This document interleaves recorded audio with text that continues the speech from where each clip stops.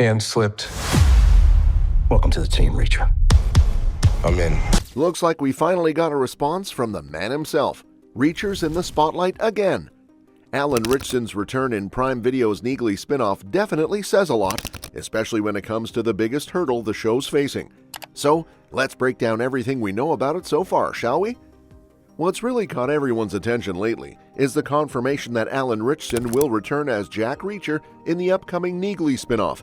It's a big deal, not just because fans love his version of Reacher, but because his return hints at the biggest hurdle the new series will face. The spinoff, centered on Maria Sten's character Frances Neagley, already has a lot working in its favor, mostly because it's branching off from one of Prime Video's biggest crime thrillers. So naturally, fans are curious. Can it capture the same magic as Reacher, or is it stepping into tricky territory? First off, it helps that Reacher already built Neagley up as a strong, interesting character over its first 3 seasons. So with the spin-off arriving while fans eagerly await Reacher Season 4, it acts as both a bridge and a continuation of the universe. Featuring Alan Ritchson, even in a limited role, means viewers can still get their fix of Jack Reacher while something fresh unfolds. That kind of crossover move is smart because it keeps continuity alive while giving the spotlight to someone new. But here's where things get a little complicated. Unlike Reacher, the Neagley spinoff isn't based on a well-known book series. While Jack Reacher came into the Amazon Prime world with a massive fan base, thanks to Lee Child's best-selling novels and even a couple of Tom Cruise films, Neagley doesn't have that same kind of built-in reputation. She's a recurring character in the books, sure, but not someone who had her own dedicated storyline.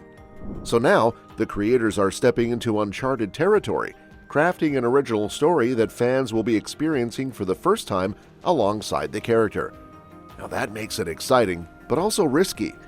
When Reacher debuted, it already had credibility, not just from its source material, but from the way it handled it, staying close to the books, honoring the tone, and delivering exactly what readers expected.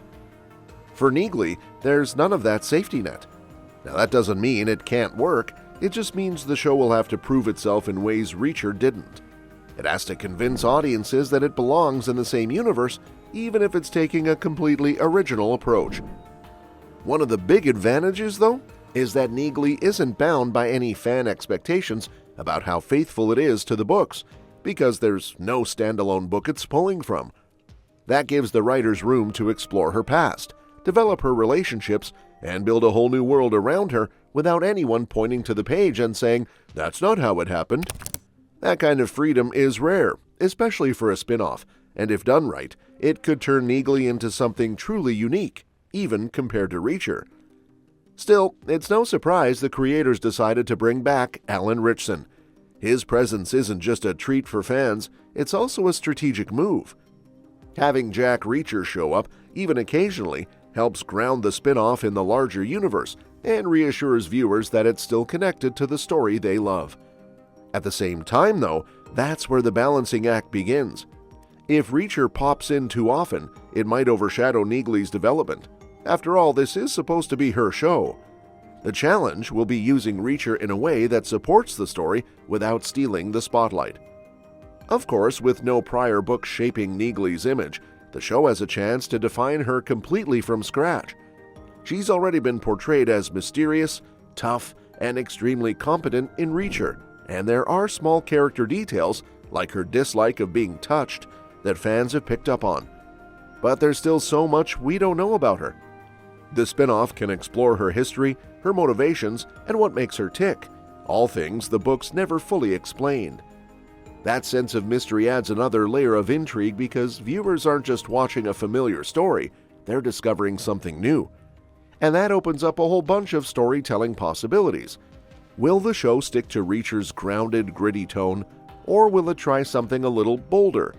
Since it doesn't have to worry about loyalty to any book storyline, the Neagley series has the option to experiment more, maybe diving deeper into psychological territory, or introducing multi-episode arcs with more twists and long-form development.